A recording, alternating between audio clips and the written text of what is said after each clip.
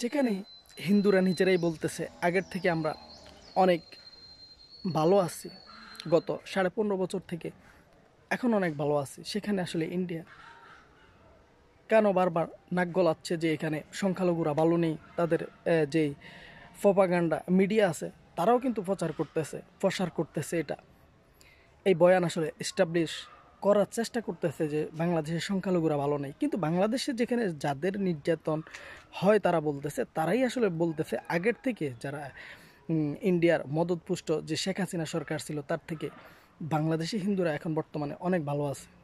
তাহলে ইন্ডিয়ার কেন মাথা ব্যথা?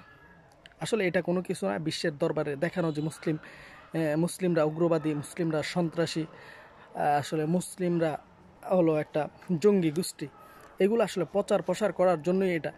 যেখানে ভয়েস অফ আমেরিকার মতো একটা বিখ্যাত সংবাদ মাধ্যম তারা প্রকাশ করেছে যে বাংলাদেশের হিন্দুরাই বলছে যে আগের থেকে অনেকটাই ভালো আছে, অনেক ভালো আছে হিন্দুরা বর্তমানে।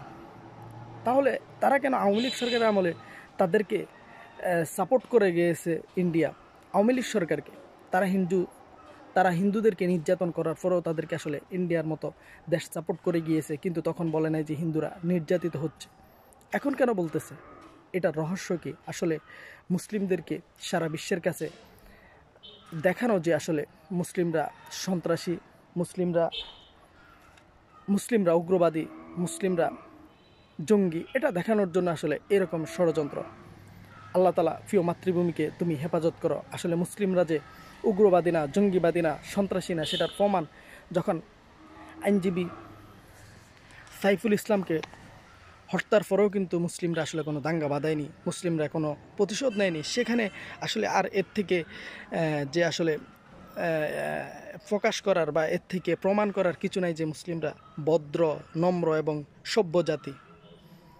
তাদের থেকে সভ্য, ভদ্র, নম্র জাতি পৃথিবীতে হতেই পারে না।